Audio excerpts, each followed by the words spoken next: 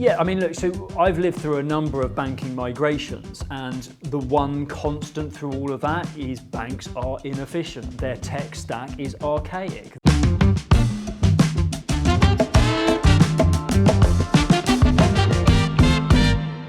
I think something that's always been present for us is it's quite well known that brokers really only have about 20% of the market as opposed to the banks in terms of foreign exchange and payments. Do you think brokers can ever dominate the market? And if so, how do you think they'd get there? No, I don't.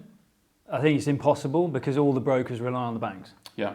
And there is always, like, for years, the banks could have put the brokerage industry out of work by just going, A, I'm not going to bank you, and B, I'm going to tighten my prices and provide a decent service to your clients. But there's just the incumbent cost. So for them, it's more efficient to agree you can do all the hard work and the customer service and everything that we were paying quite banking salaries for. And it just outsources that customer service piece. So they're still sat at the top of the chain, comfortably taking all the flow, going onto their trading floors for the spec traders to do what they do with it, without any of the overhead, the cost, the nuisance, the complaints that do happen, and all of the incumbent cost that comes with facing a client directly. And yeah, I mean, again, so many people have gone through this whole life cycle where, if you've got a metal banded book, bronze, silver, gold, platinum, whatever, the bronze book are typically your nuisance payments because they don't make you very much money, and typically those are the ones that complain and take up a lot of time. And that's what the banks have done. They've outsourced. Bronze book with jettisoned it. You want to look after them? Wonderful. Fill your boots.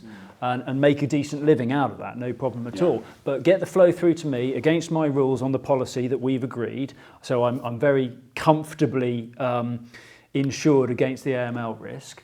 But yeah, the brokerage would have to create their own banking licenses and provide banking services and then take over, bite away at the flow that way.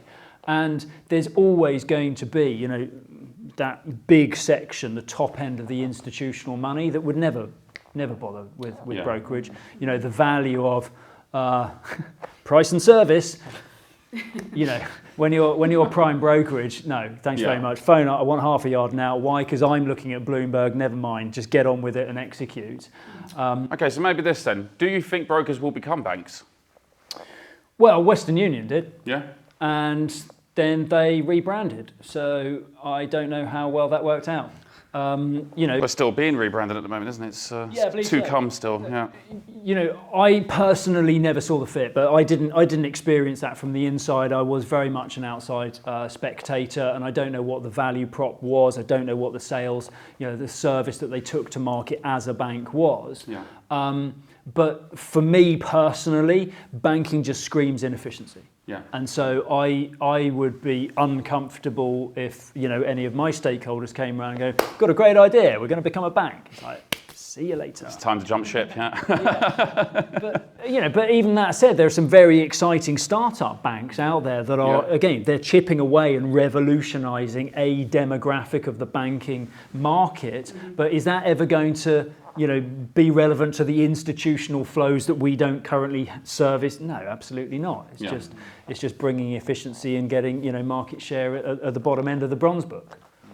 You do see with Revolut, they've put a lot of pressure with their API on the banks to up their services and their online platforms, but that's all the very low end. It's all the personal retail. Yeah, I mean, look, so I've lived through a number of banking migrations, and the one constant through all of that is banks are inefficient. Their tech stack is archaic. There are so many bugs, problems, unforeseen issues that, the bottom-up driver of a clean code organisation like Revolut, where you come new to the problem that you're addressing and you've got fresh eyes and you've got the most recent technical capabilities. You're not building on old legacy systems that don't work anymore and don't fit this market anymore. So when Roosh was bought by Travelex, RooshLink was quite a nice little platform. Post migration, the two systems didn't talk to each other, and it's like, oh, who bought that? You know, I can say that now, I don't work there. But I was only saying earlier to someone, you need to be careful with developers nowadays because they'll recommend you technologies that they know will be outdated in several years' time. So you'll have to bring that same developer back in to redevelop, redesign, and build it all back out again. You know, cheeky, I but didn't know that existed, but that's a wonderful position that we're in, having a co-founder as a CTO. So yeah, you can't have the wall pulled over your eyes. Yeah, absolutely all over. that 2-hour job takes 2 weeks. Yeah, does it? You know?